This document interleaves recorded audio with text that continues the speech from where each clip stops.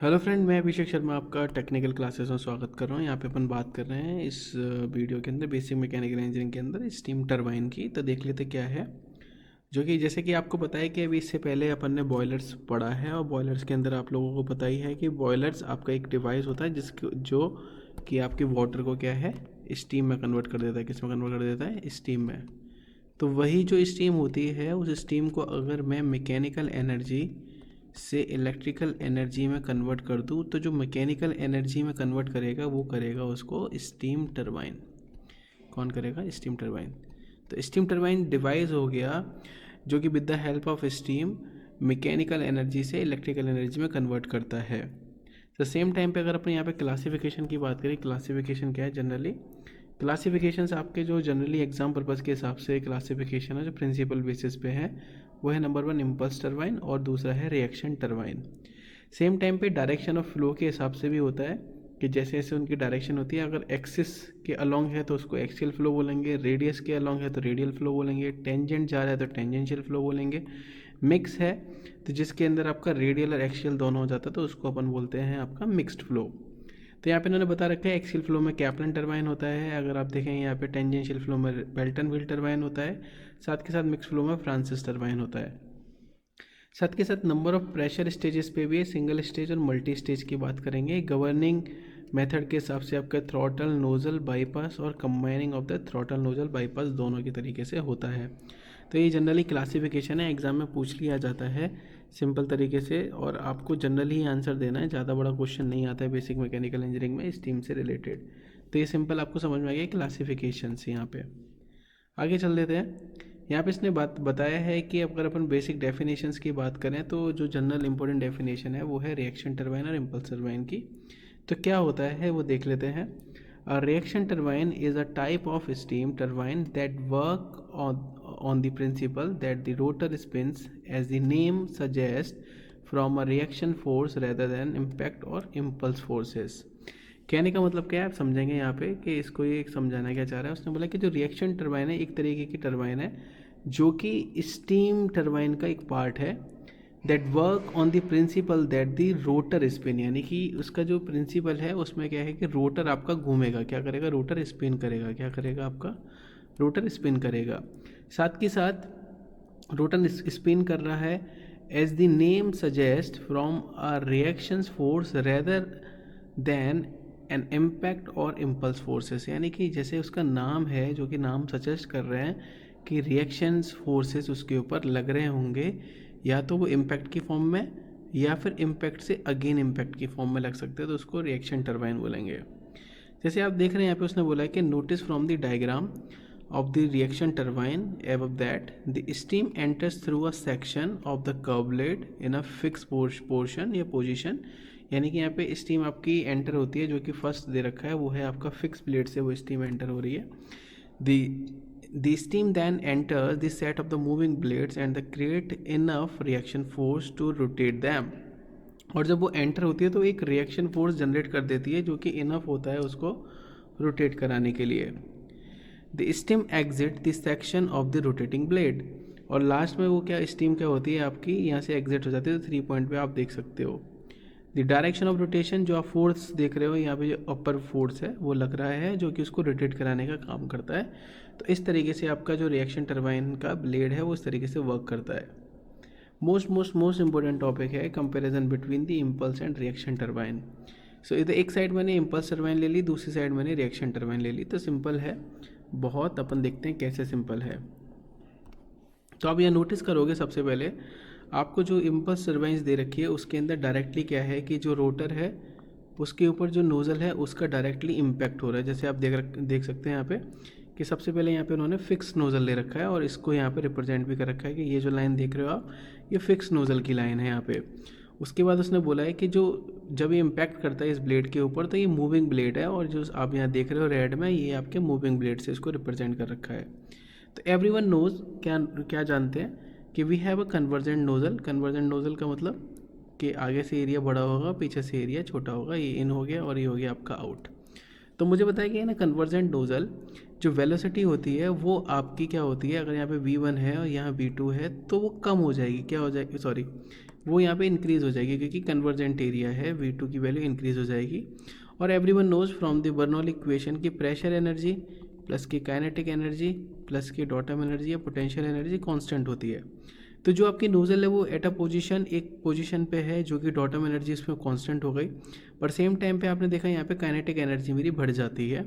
तो उसी केस में आपकी जो प्रेशर एनर्जी है वो डिक्रीज़ हो जाती है। तो आप ये नोटिस करेंगे डायग्राम में कि जब आपकी स्टीम एंटर करती है नोज़ल से तो एकदम से बूम आता है, यानी कि उसकी वेलोसिटी बढ़ जाती है। जैसे मैंने बताया नोज़ल में उसकी वेलोसिटी बढ़ गई।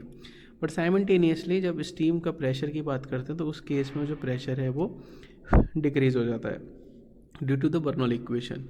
तो उसने बताया है कि यहाँ पे आप नोटिस करोगे कि जैसे ही वो नोज़ल से निकलती है तो ये कंडीशन आती है कि वेलोसिटी बढ़ जाती है और आपका प्रेशर डिक्रीज़ हो जाता है। तो साथ के साथ जब वो मूविंग ब्लेड से टकराती है तो उसकी वेलोसिटी एकदम से कम हो जाती है, क्योंकि मूविंग वेलोसिटी उसकी वेलोसिटी को एब्जॉर्ब कर लेता है और उसकी एनर्जी को एब्जॉर्ब करने के साथ रोटेशन मोशन में उसको घुमाने की कोशिश करता है और फिर ये एग्जिट हो जाती है। बट क्या जो प्रेशर है यहाँ पे वो आपकी एक हाइट पे लगा हुआ है, तो जिसकी वजह से प्रेशर कांस्टेंट रहता है। एक बार डिक्रीज़ हो गया तो वो नीचे एग्जिट होता है। But in a reaction turbine के अंदर आपका क्या है कि मूविंग नोजल्स हैं या रोटेटिंग नोजल्स लगे हुए हैं, जैसे आपने ऊपर देखा था। तो उस केस के अंदर क्या होता है कि जैसे ही वो नोजल से निकलता है तो उसकी वेलोसिटी एकदम से इंक्रीज़ हो जाती है, बट वो साथ के साथ आप नोटिस करेंगे कि जैसे ही इम्पैक्ट करता है तो वेलोसिटी डिक्रीज़ हो जाती है, सेम टू सेम जैसे इम्पल्स में हुआ था। बट प्रेशर के केस में क्या होता है कि जैसे ही उसकी वेलोसिटी बढ़ी तो प्रेशर डिक्रीज़ हो गया, बट जैसे वो सेंटर के पास पहुंचता है यहाँ पे तो वो कांस्टेंट प्रेशर पे आ जाता है और फिर देन अगेन निकलता है तो उसका अगेन वेलोसिटी के साथ साथ जो प्रेशर है वो आपका डिक्रीज़ हो जाता है। तो ये क्या एक स्टेज की फॉर्म में हो रहा है और यहाँ पे क्या है कि एक सिंगल स्टेज की फॉर्म में हो रहा है यहाँ पे। तो ये आपको डायग्राम एक्सप्लेन किया था। कुछ जो थ्योरी है वो देख लेते हैं क्या है थ्योरी। सो सबसे पहले बोला है कि in impulse turbines there are nozzle and moving blades in a series. आप देख चुके हैं यहाँ पे कि एक मूविंग ब्लेड्स फिक्स नोजल होती है और मूविंग बकेट्स यानी मूविंग ब्लेड्स होते हैं जो कि एक सीरीज में होते हैं। Well there are fix blade and moving blades are present in the reaction turbine. जबकि कि जो फिक्स ब्लेड है और मूविंग ब्लेड्स हैं वो प्रेजेंट होते हैं आपके रिएक्शन टर्बाइन के अंदर। No nozzle in present in the reaction turbine, यानी कि जो आपकी रिएक्शन टर्बाइन होती है उसके अंदर कोई भी नोजल प्रेजेंट नहीं होती, जबकि एक रोटेटिंग नोजल होती है। क्या होती है आपकी रोटेटिंग नोजल, ये लिखा हुआ है यहाँ पे। In impulse turbine, pressure falls in the nozzle while the reaction turbine in the fixed blade boiler pressure falls। तो कहने का मतलब क्या है कि जो impulse turbine है नोज़ल के अंदर जो आपका प्रेशर है वो कम हो जाता है, क्योंकि उसके अंदर वेलोसिटी बढ़ रही है ना। उसके अभी बताया था मैंने आपको कि वेलोसिटी बढ़ेगी तो प्रेशर कम हो जाएगा, जबकि रिएक्शन टर्बाइन के अंदर जो फिक्स ब्लेड है वहाँ पे प्रेशर कम होता है। इन इम्पल्स टर्बाइन वेलोसिटी और kinetic energy of the steam increase, जैसे भी बताया मैंने बर्नौली इक्वेशन में, काइनेटिक एनर्जी उसकी बढ़ जाती है क्योंकि कन्वर्जेंट नोजल होती है। जबकि work is to be done by the fix blade in the reaction turbines, यानी कि जो रिएक्शन टर्बाइन होती है ये सारा काम कहाँ पे होता है आपके फिक्स ब्लेड पे होता है। Compounding is to be done for the impulse turbine is to increase their efficiency while no compounding is necessary in the reaction turbine। अगर आपको एफिशिएंसी बढ़ानी है इम्पल्स टर्बाइन के अंदर तो आपको कंपाउंडिंग करनी पड़ेगी। कंपाउंडिंग लाइक यहाँ पे देख सकते हैं एक नोजल यहाँ लगी हुई है, एक नोजल यहाँ लगी हुई है, तो दिस इज कंपाउंडिंग।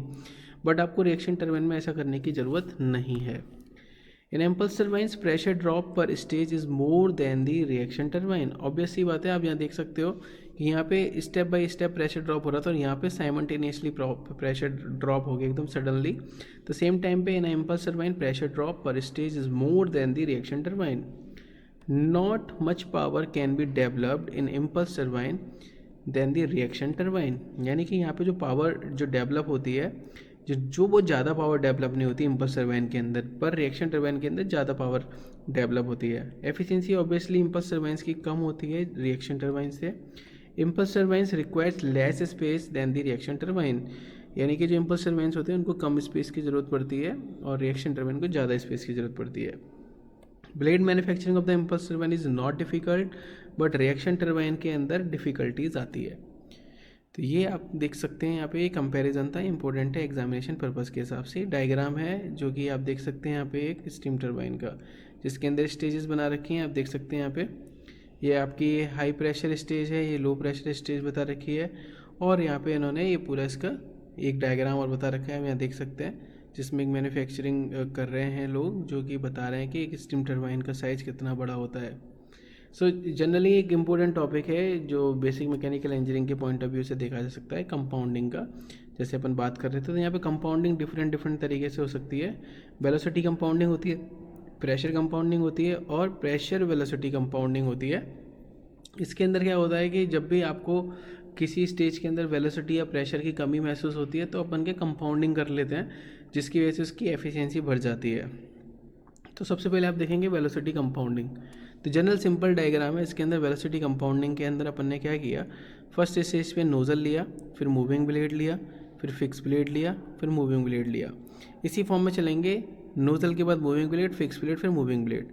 तो सिंपल तरीके से किस तरीके से प्रोसेस हो रहा है, जैसे आपको पता है कि स्टीम एंटर हुई यहाँ पे, जैसे नोजल के अंदर जाएगी उसका प्रेशर एकदम से बढ़ जाएगा, मूविंग ब्लेड उसकी एनर्जी को एब्जॉर्ब करेगा तो उसकी वेलोसिटी कम हो जाएगी। फिक्स ब्लेड में कोई ज़्यादा फर्क नहीं पड़ेगा, हल्का सा डिक्रीमेंट आएगा।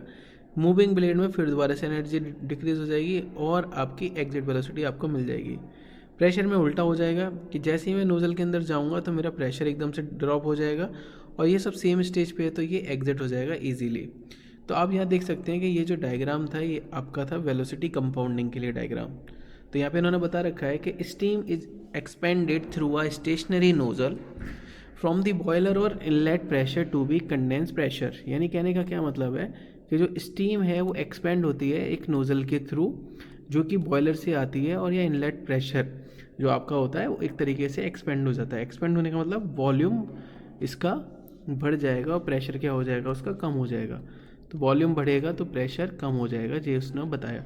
तो हम यहाँ डायरेक्टली देख सकते हैं प्रेशर कम हो गया। आगे देखोगे, so the pressure in the nozzle drops, the kinetic energy of the steam increase due to the increase in velocity. जैसे प्रेशर कम हो रहा है तो उसकी काइनेटिक एनर्जी की वजह से वेलोसिटी क्या हो रही है यहाँ पे इंक्रीज हो रही है। आप देख सकते हो नोजल का काम हो गया। आगे देखेंगे, a portion of available energy is absorb by the row of moving blades. यानी कि जैसे ही वो एनर्जी आपकी स्टीम की एक ब्लेड के पास जाती है तो जो मूविंग ब्लेड है उसकी एनर्जी को एब्जॉर्ब कर लेता है। The steam whose velocity has decreases while the moving over the moving blade then flows through the second row of blade which are fixed। यानी कि जब वो एनर्जी को एब्जॉर्ब कर लेता है उसके बाद जो आगे का ब्लेड है फिक्स ब्लेड वहाँ पे वो चला जाता है। The functions of this fix blade is to the redirect the steam flow without the altering its velocity to that the flow following next row moving blade where again work is done on them and steam leaves the turbine with a low velocity। यानी इस fix blade का सिर्फ ये काम होता है कि वो जो वेलोसिटी है स्टीम की उसको बस थोड़ा सा आगे फॉरवर्ड कर देता है, थोड़ी सी एनर्जी को एब्जॉर्ब करके, बाकी कोई और ज़्यादा काम ऐसा नहीं होता है। Through this method has the advantage that the initial cost is low due to the lesser number of stage yet efficiency is low. जिसकी वजह से क्या है कि यहाँ पे आप देख सकते हो कि स्टेजेस कम हैं, जिसकी वजह से यहाँ पे एफिशिएंसी थोड़ी सी कम होती है। आगे pressure compounding, next topic is pressure compounding. So pressure compounding में आप देखेंगे यहाँ पे क्या है कि यहाँ पे दो नोजल्स यूज़ कर लिए, नोजल, और यानी कि उसके बाद हर एक नोजल के बाद एक ब्लेड लगा रखा है जो कि एक मूविंग ब्लेड है। तो उसने बताया कि जैसे ही हम यहाँ देखेंगे, नोटिस करेंगे, जैसे पिछले वाले केस में था, इनिशियल वेलोसिटी अंदर आती है, नोज़ल के अंदर से आती है, वेलोसिटी एकदम इंक्रीज हो जाती है, ब्लेड के अंदर नीचे चली जाती है, नोज़ल के अंदर से फिर ऊपर चली जाती है, ब्लेड के अंदर फिर नीचे चली जाती है, नोज़ल के अंदर ऊपर इंक्रीज हो जाती है और ब्लेड के अंदर से डिक्रीज हो जाती है और बाहर निकल जाती है, ये एग्जिट हो जाती है। बट प्रेशर के केस में नोज़ल के अंदर जाती है, प्रेशर ड्रॉप होता है, ब्लेड में कोई फ़र्क नहीं पड़ता है, फिर नोज़ल में प्रेशर ड्रॉप होता है, ब्लेड में कोई फ़र्क नहीं पड़ता है, नोज़ल में प्रेशर ड्रॉप होता है और ब्लेड में कोई फ़र्क नहीं पड़ता है। तो इस तरीके से डायग्राम काम करता है, जो कि हम यहाँ देख सकते हैं, उन्होंने शो भी कर रखा है। This is nozzle part, this is the blade part, this is nozzle part, this is blade part, this is nozzle part, this is blade part, और स्टीम यहाँ से हो जाती है आउट। तो ये आपकी प्रेशर कंपाउंडिंग है, और जैसे अपन ने ऊपर अभी एक्सप्लेनेशन दिया, सेम एक्सप्लेनेशन यहाँ पे भी दे रखा है। आगे देखते हैं वेलोसिटी प्रेशर कंपाउंडिंग दोनों का, या प्रेशर वेलोसिटी कंपाउंडिंग। तो अब यहाँ देखेंगे कि फिक्स नोज़ल आपको एक यहाँ दे रखी है, फिक्स नोज़ल एक आपको यहाँ दे रखी है, फिक्स नोज़ल एक आपको यहाँ दे रखी है। उसके बाद जैसे आपने पहले देखा था वेलोसिटी कंपाउंडिंग के अंदर, वैसे ही है यहाँ पे एक मूविंग ब्लेड है, एक फिक्स ब्लेड है, एक मूविंग ब्लेड है, फिर फिक्स, इसके बाद आप देखेंगे फिर नोज़ल आ गई, फिर मूविंग ब्लेड है, फिक्स ब्लेड है, फिर मूविंग ब्लेड है। यानी दो स्टेज में काम हो रहा है। अगर मैं बोलूँ इसकी फर्स्ट स्टेज हो गई और आप देखेंगे यहाँ पे ये आपकी सेकंड स्टेज हो गई। काम वैसे ही हो रहा है कि स्टेज के अंदर मेरी नोज़ल से स्टीम आई तो एकदम से वेलोसिटी बढ़ गई, मूविंग ब्लेड पे वेलोसिटी कम हो गई, फिक्स ब्लेड पे कोई फ़र्क नहीं पड़ा, फिर मूविंग ब्लेड पे फिर वेलोसिटी कम हो गई, नोज़ल के अंदर से गई फिर वेलोसिटी बढ़ गई, मूविंग ब्लेड पे वेलोसिटी कम हो गई, फिक्स ब्लेड पे कोई फ़र्क नहीं पड़ा, मूविंग ब्लेड पे फिर दोबारा से वेलोसिटी कम हुई और एग्जिट हो गई। बट प्रेशर के अंदर क्या होगा, आप देखिए ध्यान से, प्रेशर के अंदर आपकी वेलोसिटी एकदम से डिप हुई, मूविंग ब्लेड और फिक्स ब्लेड पे कोई फ़र्क नहीं पड़ा, नोज़ल के अंदर फिर दोबारा से प्रेशर ड्रॉप हुआ, फिर दोबारा से मूविंग ब्लेड और फिक्स ब्लेड पे कोई फ़र्क नहीं पड़ा और वेलोसिटी डिक्रीज़ हो गई। तो इस तरीके से ये डायग्राम था आपके कंपाउंडिंग का, सिंपल है। आप जैसे पहले एक्सप्लेनेशन दिया है आप उसके हिसाब से इस एक्सप्लेनेशन को कर सकते हैं, ईजी है, आपको समझ में भी आया होगा। अगर समझ में आया तो thank you so much, like ज़रूर कीजिएगा, शेयर ज़रूर कीजिएगा। Thank you for watching guys, thank you so much.